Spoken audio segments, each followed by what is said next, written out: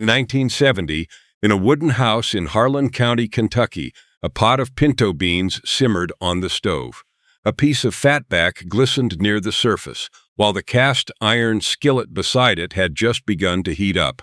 At the table sat a plate of small cornbread cakes, a jar of pickled relish, and an enamel cup waiting to be filled with bean broth.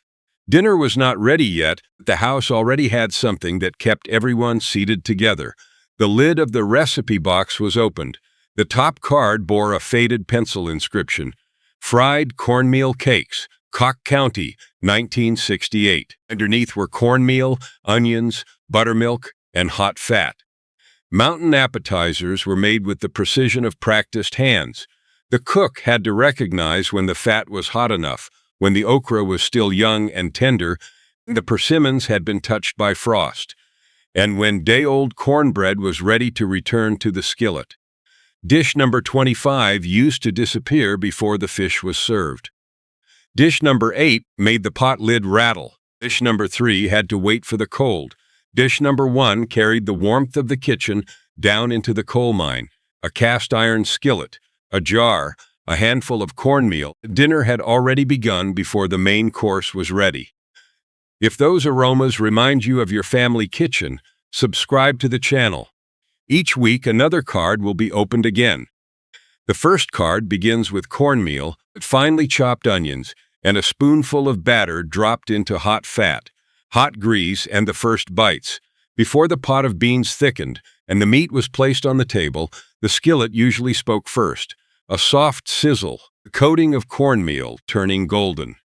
The scent of garden vegetables meeting hot grease slipped through the window, drawing the children back from the yard. Supper was still some time away, but the kitchen had already awakened with heat and practiced hands. Dish number 25. Fried cornmeal fritters. Spoonfuls of batter were scooped from the bowl and dropped into a deep cast iron skillet. The hot grease made the fritters turn on their own, bump gently against one another, and gradually rise to the surface with dark golden crusts. At Riverside Fish Fries in Cocke County, Tennessee in 1968, a 5-pound bag of flour cost about 58 cents. Cornmeal, onions, buttermilk, and salt were usually already in the kitchen, enough to make a batch of fritters for the center of the table. She mixed the cornmeal with buttermilk, finely chopped the onion, added salt, and a little leavening agent, then stirred everything into a thick batter. Each portion was neatly scooped and dropped in as soon as the grease reached the right temperature. Before the catfish was served, the plate of fritters had already passed through many hands. But young children shifted them from one hand to the other because they were still hot, while the adults stood around the skillet, listening to the oil crackle. The person who made the crispiest crust was often remembered through many fishing seasons. The first one always disappears before the fish is served.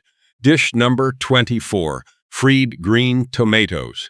In late September, evening light faded early over the gardens of Sevier County. As the cold nights approached, she went outside to pick the tomatoes that were still green before the frost could ruin them. In 1968, bacon used for rendering grease cost about 81 cents per pound, while the tomatoes growing behind the house required almost no additional money.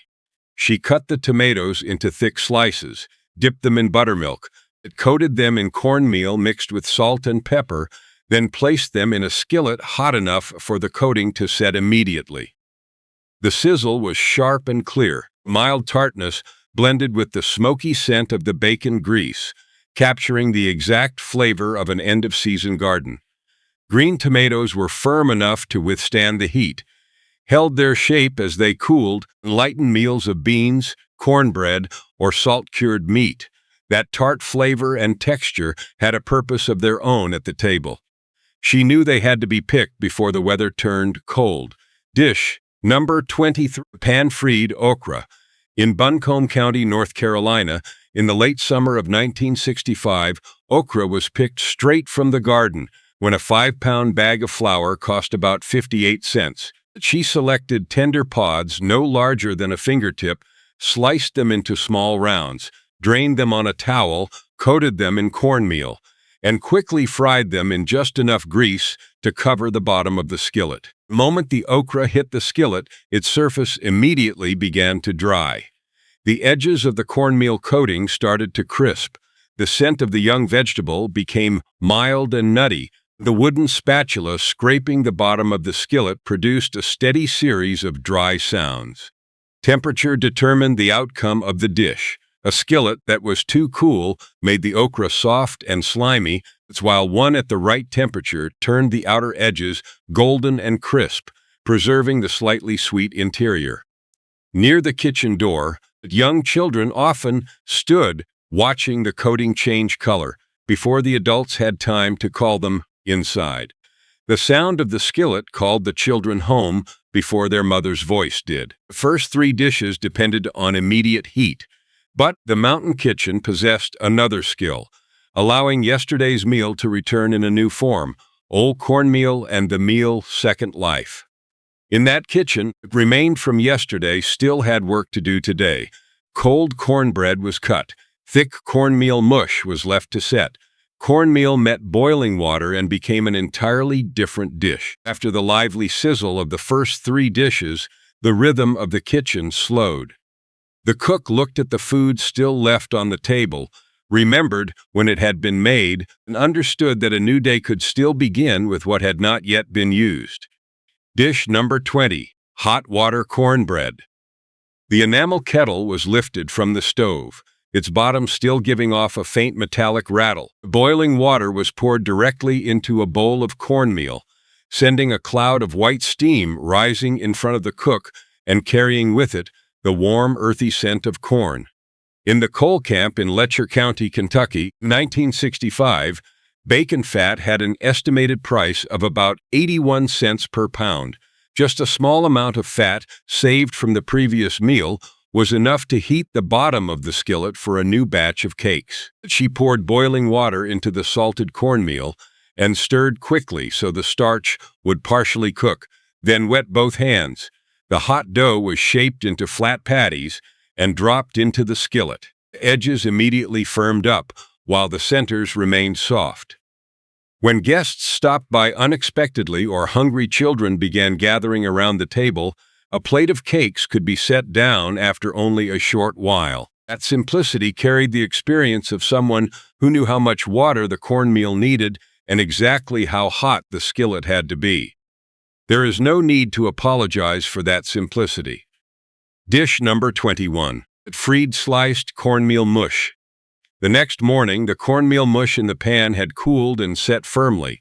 As the old knife passed through it, even square slices appeared, their surfaces smooth and cold in the early morning light. Among working households in Wayne County, West Virginia, in 1960, butter cost about 74 cents per pound. The families still favored the pork fat kept in a jar because it was already beside the stove and carried the flavor of the previous meal. The night before, she poured the hot mush into a pan and left it to cool overnight. In the morning, the firm loaf was turned out onto a cutting board, sliced, and fried until both sides became golden brown. The sound of the oil softened as the crust formed, while the inside remained tender. The pot of cornmeal that had been eaten with a spoon in the evening now became crisp slices for breakfast, or a dish to hold everyone over until the next afternoon meal. Beside it, there was often a jar of dark sorghum syrup or apple butter scented with cinnamon. Last night's supper still has work to do. Dish number 20, crisped cornbread pieces. Cold pieces of cornbread were broken apart by hand and placed in the skillet. As the wooden spoon moved through them, each side gradually dried and made a firm tapping sound, quiet but distinct in the still kitchen. Among coal mining families in Bell County, Kentucky, in 1968, a pound of butter cost about 83 cents. Butter was used when it was available, while pork fat remained the familiar choice in many homes. She broke the cornbread into bite-sized pieces, heated butter or fat, and added the bread to the skillet. Each side was turned until browned and placed in a bowl beside pickled vegetables or hot bean broth. Eaten on their own, the pieces were crisp and dry like crackers. Dropped into broth, they absorbed the smoky flavor, the taste of the beans, the thin layer of fat on the surface, then softened again right in the bowl. The same piece of bread could pass through two textures in a single meal, from crisp to soft, from a leftover to something people looked forward to. Old cornbread was never the end. The recipe box was opened for the second time. Beneath several cards darkened by kitchen steam, a small slip of paper lay face down. When it was turned over, a faded pencil sentence appeared. "Do not throw away what is left." The card left the measurements and temperature blank. That reminder was enough for the person at the stove to understand that food still had value, as long as she was willing to look at it one more time. But some foods were kept longer than a single night. They had to pass through months in vinegar and salt, inside tightly sealed jars lined up on the shelf. Vinegar, glass jars, and a summer prose zervid. Yesterday's pieces of cornbread could return to the skillet the next morning. Some foods needed to be kept for longer than a single night. They had to pass through hot vinegar, salt, sugar, and days of resting undisturbed on the kitchen shelf. A jar of preserved vegetables, but it also kept August from disappearing. When only bare branches remained outside the window, and the ground was hardened by frost, garlic, dill, and the scent of vinegar, could still bring the garden back to the table. The canning, therefore, carried a sense of reassurance. The people in the household knew that summer had been prepared to stay with them through the winter. Dish number 19, pickled green beans. As the jar slowly cooled on a towel, the metal lid suddenly drew inward with a small pop. The sound traveled through the kitchen and into the next room. The cook heard it and understood that the jar had sealed, and that another part of summer had been safely preserved. In 1968, in Greenbrier County, West Virginia, 5 pounds of white sugar cost about 61 cents. The green beans, however, came directly from the family garden, where the rows of plants had been tended since the beginning of the warm season. She washed each bean, trimmed it to fit the height of the jar, and packed it upright beside garlic, dill, and a few dried peppers. A pot of vinegar and salt was heated until the sharp steam rose and lightly stung the bridge of the nose. Poured the hot liquid nearly to the rim of the jar, wiped the glass clean, and tightened the lid. Months later, when the jar of beans was opened before supper, the beans still had a crisp snap. The flavor of garlic came first, followed by the sourness, while the heat arrived slowly at the tip of the tongue. The jar of beans placed in the center of the table showed that the household had been thinking about winter while the summer sunlight still covered the porch. One jar preserved the whole month of August. Dish number 18, pickled okra. A whole okra pod was pulled from the jar, with vinegar running in a thin line along its dark green body. When bitten, the skin produced a clean crunch. The inside had changed after weeks of soaking, becoming firmer and more pleasant than the familiar soft-cooked version. In family gardens in Greene County, Tennessee in 1968, 5 pounds of white sugar also cost about 61 cents. The price rarely determined whether a jar of pickled okra would turn out well. The size of each pod was what the cook had to examine carefully. She selected small, tender pods that fit neatly in the palm of her hand. The stems were trimmed short, while the pods were left whole, so the seeds remained undisturbed inside. She packed the okra tightly into a tall jar, added garlic, mustard seeds, and a few pieces of pepper, and poured hot vinegar over everything. Pods that were too large often became tough, while those picked at the right stage of tenderness kept their texture after spending many weeks on the shelf. Some children who had once turned their faces away from a bowl of soft-cooked okra would stand beside the table asking for a second pickled pod. Mother watched the jar slowly empty and knew that she had made the right choice while she was still out in the garden. She knew which pods would fit the jar. Dish number 17, pickled beets and onions. On the kitchen shelf, deep red jars stood side by side like panes of stained glass. Light passed through the beet liquid, staining the towel behind them a dark shade of pink. The slices of onion, white at first, gradually changed color as well, curving softly between the rounds of beet. In 1968, in Monongalia County, West Virginia, 5 pounds of white sugar cost about 61 cents. 8 seasoned beets were pulled from the home garden, with soil still clinging to their roots, and the scent of damp leaves following them into the kitchen. She boiled the beets until tender, peeled away the outer skin, cut them into round slices, and layered onions between them. Vinegar was heated with sugar, cloves, cinnamon, and allspice.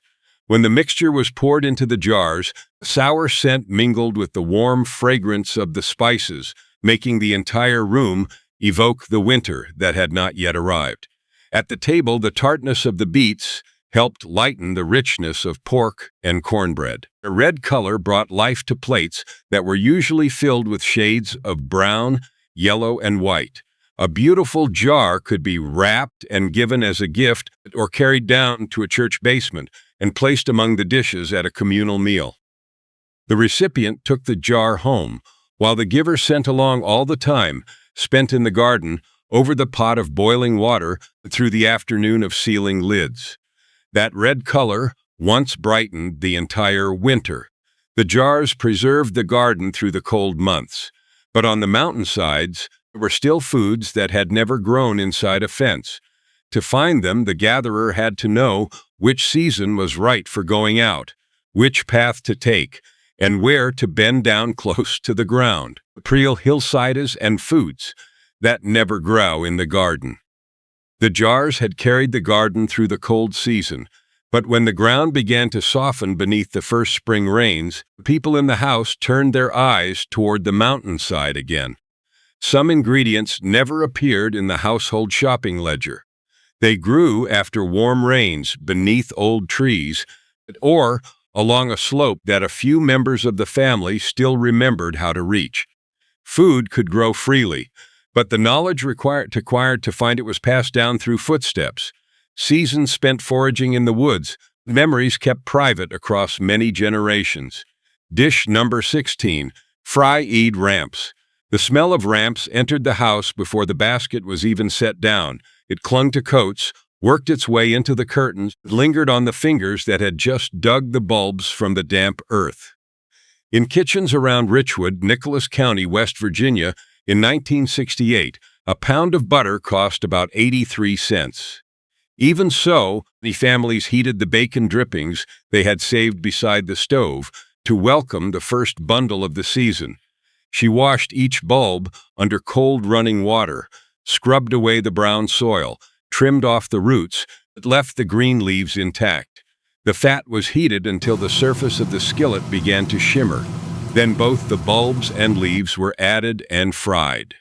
The first sizzle rang out sharply and softened as the bulbs grew tender, and the edges of the leaves began to curl and crisp.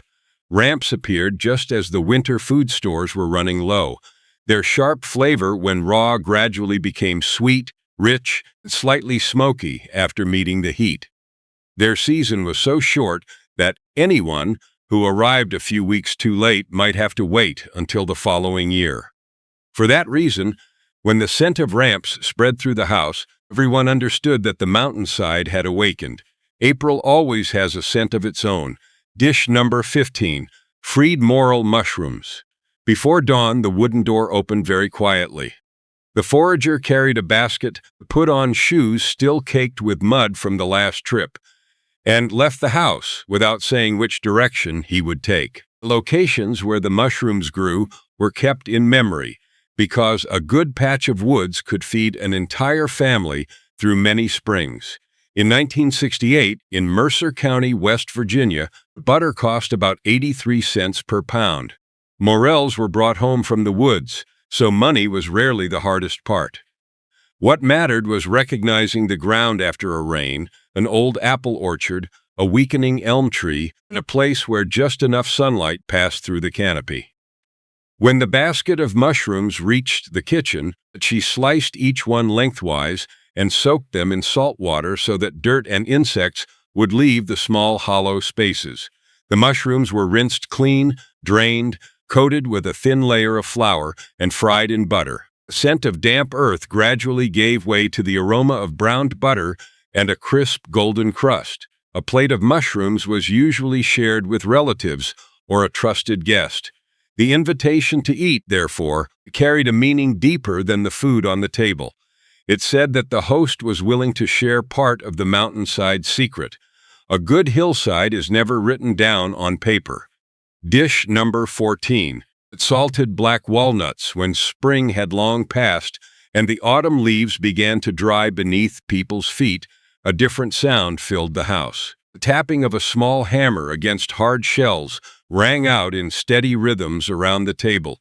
Each black walnut released only a few pieces of nut meat, sometimes so small that a person had to lean close to pick them up. In Raleigh County, West Virginia, in 1965, the nuts were gathered from the family's own trees, so they cost almost nothing. The whole family collected them beneath the branches, removed the green outer husks, left them to dry, and then cracked the hard black shells. The pieces of nut meat were picked out with fingertips, spread across a tray, and sprinkled with a thin layer of salt. The green husks left brown stains on the palms for days. The nut meat had a strong, slightly bitter flavor with a faint scent of tree sap. The work moved slowly, but that slow rhythm was what kept everyone seated together. Adults cracked the shells. The children searched for the nut meat, and old stories were told between the steady taps. The evening was measured by hammer strokes and pieces of shell. The forest offered food one season at a time, while the garden often produced more than could be used within a short period. But for the late summer beans, corn, and vegetables, to make it through the cold season, the cook had to understand another ingredient as well. That ingredient was time, along with the patience to wait. Kitchen rafters, bean pots, and baches made to last. The forest provided food one season at a time. To preserve what the garden had given, the cook needed one more ingredient that was rarely written on a recipe card. That ingredient was time. Time swayed from the kitchen rafters, simmered beneath pot lids, and rested undisturbed inside jars arranged closely together on shelves. She prepared for the supper at hand, while also thinking about the cold months that had yet to arrive.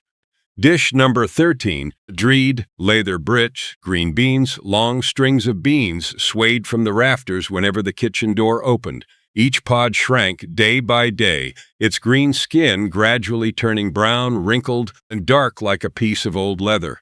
In Logan County, West Virginia, in 1968, dried beans sold at retail for about 20 cents per pound. Beans picked from the garden, however, paid for through the work of planting, hands threading a needle, and many weeks of waiting. She picked the pods once they had grown large enough, washed them, and set the table with a long needle. Each bean was threaded onto a string, pulled close to the next, and hung from the kitchen rafters. As the weeks passed, warmth and a thin layer of smoke settled onto the skins. When winter arrived, she took the beans down, soaked them until softened, and slowly stewed them with pork fat. Their flavor was deeper than that of fresh beans, with faint notes of mushrooms and wood smoke. Every spoonful carried the memory of sunny days when light had once streamed through the kitchen door. Summer was still hanging from the rafters. Dish number 12, corn cooked with beans. In the pot, the corn kernels began releasing their starch, turning the liquid thick and golden. The beans gradually softened, and some broke apart as the wooden spoon passed through them. On the surface of the dish, the trail left by the spoon closed very slowly, showing that the pot had reached the right thickness. In 1960, among farming households in Washington County, Tennessee, dried beans cost about 17 cents per pound. She cut the corn kernels from the cob, cooked the beans until tender, and then combined both in a deep skillet. A spoonful of bacon grease was added, followed by salt, pepper, and sometimes a late-season tomato that had ripened until soft on the windowsill. Everything was cooked slowly until the sweetness of the corn blended with the rich, earthy flavor of the beans. The dish might appear in a small bowl before supper, or be served in larger portions when the household needed no additional main course. The heat warmed the palms of the hands, while its softness eased hunger before the entire family had gathered around the table. It had been prepared across so many generations that no one needed to explain its name or its origins. The dish does not need to introduce itself at the table. Dish number 11, pickled mixed vegetable relish September, brought the scent of hot vinegar and mustard seeds into the kitchen, along with sharp wisps of steam that lightly stung the corners of the eyes. Spread across the table were the remains of the garden, a few green tomatoes, part of a cabbage, several onions, some small peppers, and a few ears of late-season corn. There was only a little of each left, but when placed together, they were still enough to make a large batch. Among mining households with gardens in McDowell County, West Virginia, in 1968, 5 pounds of white sugar cost about 61 cents. She chopped the vegetables into small pieces and mixed them with vinegar, sugar, mustard seeds, and turmeric. The pot was heated slowly, while her hand continued stirring so the yellow color spread evenly through every piece of vegetable. When the mixture released its sweet and sour aroma, she spooned it into jars, wiped the rims clean, and sealed the lids. Each vegetable on its own had become too scarce to make a complete dish.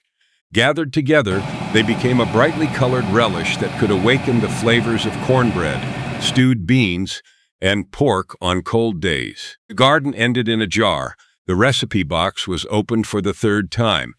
Along the edge of a card for pickled vegetable relish were 3 short lines: 1966, 38 jars; 1967, 24 jars; 1968, 41 jars. Those numbers told which year the garden had produced abundantly, which year the rain had arrived late, and which year the family had been forced to use its provisions more sparingly. The box preserved the recipes while also preserving traces of summers that had varied in length and abundance. The jars carried summer through the winter, but when the kitchen needed immediate warmth, the cook turned again to something that was always kept near the stove: the jar of pork fat saved after each meal. Cracklings, a fatback, the warmth of cast iron.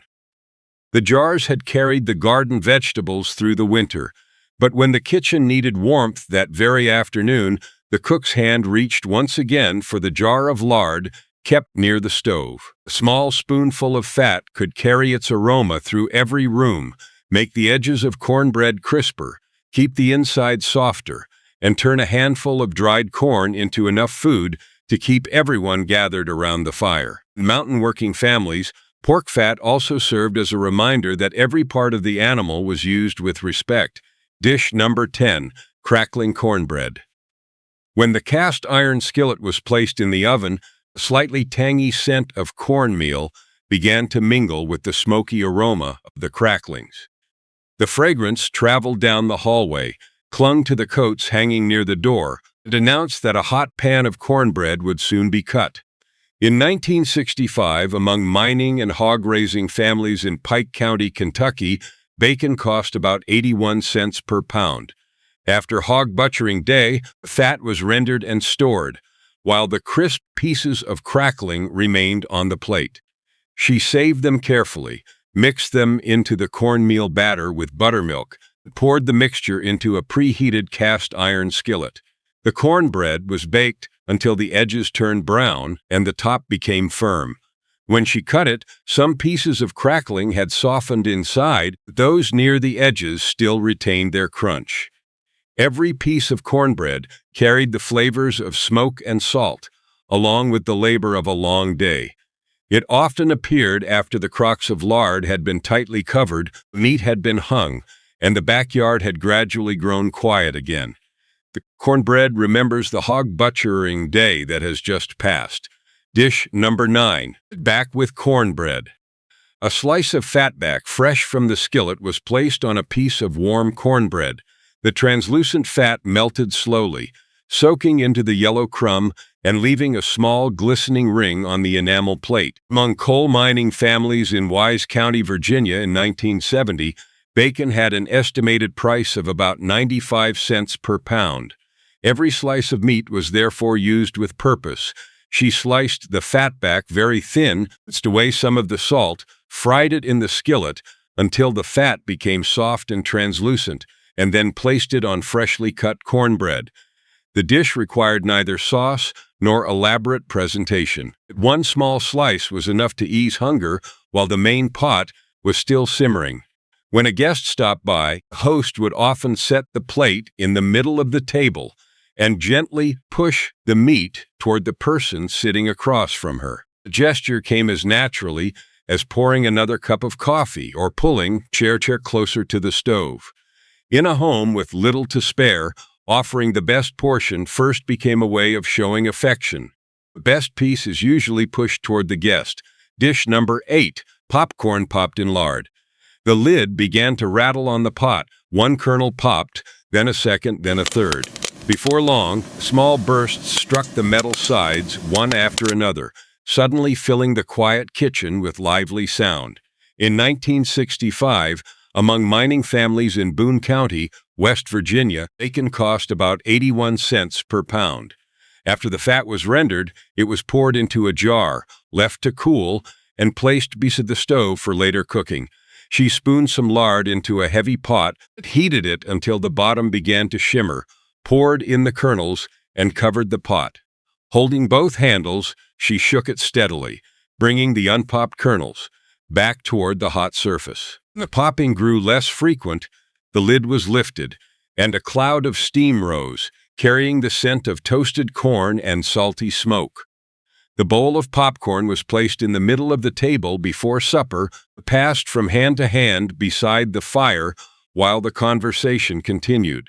That food belonged to the house, to the crackling firewood, and to evenings when the adults were not yet ready to get up. The sound of popping corn filled the spaces between stories. Fat made the skillet more fragrant and gave simple ingredients greater richness. But sometimes, food served before supper did not require even a single slice of meat. The thick broth at the bottom of the pot was enough to warm the hands and announce that the meal was nearly ready. Bean broth, cornbread, the bites served before supper. After the sound of popping corn and the smell of warm grease around the hearth, the house gradually returned to its familiar, slower rhythm. Some foods needed no elaborate name to be remembered for a long time. A cup of bean broth passed between cold hands. A flat corn cake was placed near the edge of the table, a piece of dough shaped by a sense that had lived in the palms of the hands for many years. They appeared before supper was served, quieting footsteps and persuading the children to sit still and wait. Dish number 7, stewed bean broth. The ladle dipped near the bottom of the pot and came back up filled with thick, cloudy broth. When it was poured into an enamel cup, the steam curled upward in thin ribbons, carrying the smell of cooked beans, wood smoke, and the fragrant layer of fat from the ham hock. The small cup warmed the fingertips before its rich flavor reached the tongue. In 1970, among mining families in Harlan County, Kentucky, dried beans cost about 19 cents per pound. She soaked the beans the night before, then simmered them in the morning with a ham hock or a piece of pork fatback. For several hours, some of the beans began to break apart, releasing their starch into the broth. She stirred slowly, so the thick sediment at the bottom blended evenly through the liquid, then ladled out a separate cup of broth before bringing the pot of beans to the table. The thin layer of fat glistened on the surface, while the broth beneath it was smooth and thick like a simple soup. For young children on a cold evening, the cup both eased their hunger and signaled that the meal was almost ready. Sometimes the part remembered longest was the portion the cook served first. What came from the bottom of the pot was often remembered the longest. Dish number 6, skillet corn cakes. On the table were cornmeal, water, salt, and grease. 4 familiar ingredients within easy reach were enough for the cook to make a plate of hot cakes before the main pot was ready. Among working households in Graham County, North Carolina, in 1960, bacon used for rendering grease cost about 66 cents per pound. The grease saved from breakfast was often enough to spread a thin coating across the skillet. She mixed the cornmeal with water and salt, heated the skillet, and spread the grease evenly over its surface. Portions of batter were poured into flat rounds. When the bottoms turned mahogany brown and the edges began to curl upward, she flipped them to cook the other side. The scent of toasted corn rose with the light tapping of the spatula against the skillet. The cakes could take the place of a slice of bread or serve as a small bite when the people in the house were already hungry. The food was still cooking. A little pork grease gave the cakes a fuller flavor. When sorghum syrup was available, the dark syrup was poured over the top and flowed slowly through the small cracks. 4 ingredients filled an empty place. Dish number 5. Hand-shaped wedgie corn cakes. The bowl came with no baking mold. The cook wet her hands, took a portion of the still-warm dough, and pressed, smoothed, and drew in the edges until the cake took on its familiar wedge shape. That shape was formed more by memory than by sight. This technique was still practiced on farms in the Smoky Mountains of Swain County, North Carolina, during the 1970s. A reference price from 1955 placed bacon grease at about 66 cents per pound. She poured boiling water into the cornmeal, added salt and grease, and quickly kneaded the mixture while it was still warm. Each portion of dough was shaped into a wedge, then baked or cooked in a skillet until the outside became firm. The cakes were often dipped into the broth from stewed greens to absorb its smoky, salty flavor, or spread with a little butter when the household had some available. Sometimes they were eaten as soon as they had cooled enough to hold. The cook needed no measuring cup because she recognized the right amount of water by the weight of the dough and the way it released from her palm. The hands remembered before the card was written. The 3 dishes just described remained close to the stove, in the enamel cup, on the plate of corn cakes, and between fingers still dusted with cornmeal. The final 4 would travel farther, through a night of waiting, through the first frost of the season, through rooms fragrant with pork, and finally deep into the earth, from frost-ripen persimmons to a roll carried underground. As the list neared its end, dishes moved farther away from the familiar skillet. A portion of cornmeal mush was kept overnight. A persimmon had to wait for the first frost. A strip of salt pork carried its aroma through every room. The final dish left the house early in the morning, rested beside a lamp and a pair of gloves, and was opened in the darkness underground. Some dishes stayed on the table, but others carried the warmth of the kitchen to places the cook had never set foot. Dish number 4, fried cornmeal mush squares. A pan of cooled cornmeal mush sat undisturbed in the cupboard overnight. By morning, the soft mush from the day before had set firmly enough for a knife to pass through it, leaving square pieces with straight edges and smooth surfaces. Around Hendersonville, in Henderson County, North Carolina, 1968, a pound of butter cost about 83 cents. For that reason, the amount of butter used in the skillet was often measured carefully, just enough to give each side of the pieces a golden color and a rich aroma. She poured the cooked cornmeal mush into a pan, allowed it to cool, and then cut it into pieces. Each piece was coated with a thin layer of cornmeal before being fried. The oil began to sing softly around the edges. The underside gradually darkened, and the warm, gentle scent of toasted corn rose from the skillet. Cheese was available in the house. She mixed a small amount into the mush while it was still hot. When a piece was broken in half, the center remained soft, sometimes stretching into a short strand before separating. This dish served as a reminder that yesterday's breakfast could still become something to hold everyone over until today's meal. The pan of cold mush did not remain behind as a forgotten leftover. It was waiting for the cut of a knife, a light coating, and one more turn through the skillet. No portion of food lives for only one day. Dish number 3, sun-dried chewy persimmon pieces. After the first frost of the season, the wild persimmons along the edge of the woods changed completely in character. The astringency that once made the lips tighten had faded. The flesh became soft, with a deep orange color like honey and an aroma reminiscent of ripe apricots, dry leaves, and brown sugar. The technique of making chewy dried persimmons remained in use among rural households in Cocke County, West Virginia during the 1970s. The persimmons were gathered along the edge of the woods. They cost almost nothing, but the person gathering them had to understand when to wait and when to carry a basket out of the house. Fruit picked too early would retain its astringent taste for a long time. Fruit that had passed through the frost became deeply sweet and soft in the hand. She waited until the persimmons were fully ripe, pressed the flesh through a sieve to remove the seeds and skins, then spread it in a thin layer across a board or tray. Beneath the pale sunlight of the late season, the fruit gradually darkened over several days.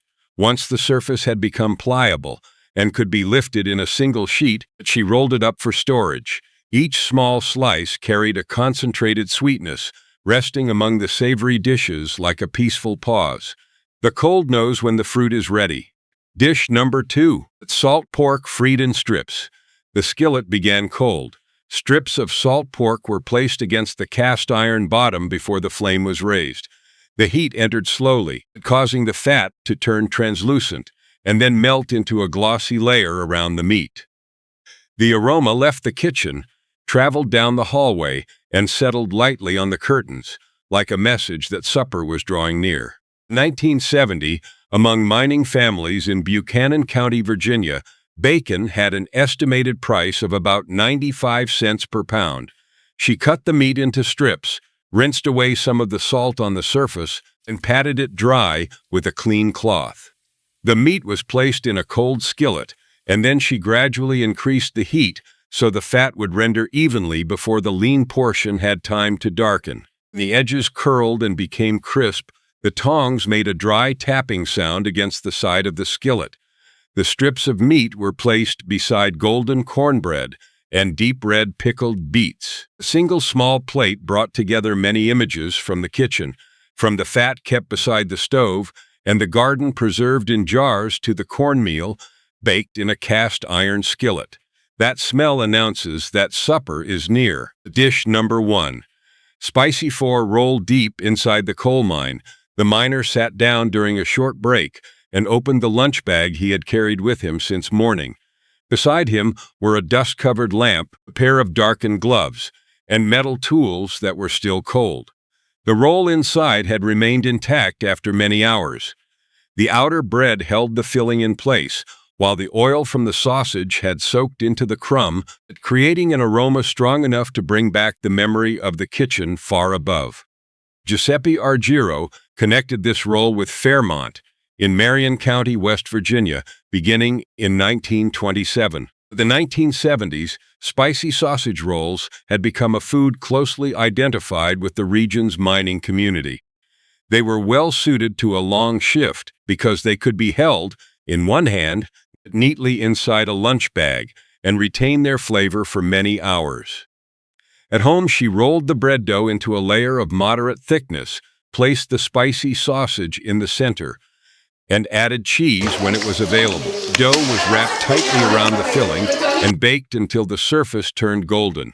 Inside the oven, the oil from the meat gradually soaked into the bread, making the inside softer and more flavorful. The outer layer of dough kept the sausage securely enclosed in the dusty working environment, while the salt and fat helped the roll remain satisfying even after it had cooled. Dish number 1 ranked first because its meaning went far beyond its spiciness and richness. Above ground, one person woke early to knead the dough, heat the oven, and wrap the roll inside a bag. Underground, another person opened it in the middle of a shift, bit through the crust, and recognized the smell of home. The distance between them was bridged by the quiet preparation of the morning. The roll carried the entire kitchen down into the mine. When the spicy sausage roll card was set down, the list had become more than 25 names of dishes. It had become a kitchen, a garden, a mountainside, and a long shift underground. Back in the kitchen in Harlan County, the pot of beans had been taken off the stove. The enamel cup sat empty beside a few cornbread crumbs and a streak of red beet juice. The cast iron skillet still held a little of the day's final warmth. The small dishes had done their work, helping children wait until supper, giving laborers renewed strength, and keeping guests seated longer around the table. That journey stretched from cornmeal fritters, turning in hot grease beside a Tennessee river, to strings of brown beans hanging from kitchen rafters in West Virginia, from jars of winter beets to morel mushrooms after a spring rain, from a cup of bean broth in Harlan County to a spicy sausage roll deep inside a Fairmont coal mine. But each dish began with someone who knew how to make a few ingredients go farther: a cast iron skillet, a jar, a handful of cornmeal, and supper had already begun before the main dish was ready. The sausage roll recipe card was placed back inside the recipe box. One corner of the paper still protruded from beneath the lid. Recipes do not disappear with the kitchen. They only need someone to open the box. If one of these dishes once appeared on your family's table, leave its name in the comments. Subscribe to the channel so we can open another old recipe card together each week. Tonight, the final card returns to the box. The cast iron skillet slowly cools, but the kitchen has not yet fallen silent.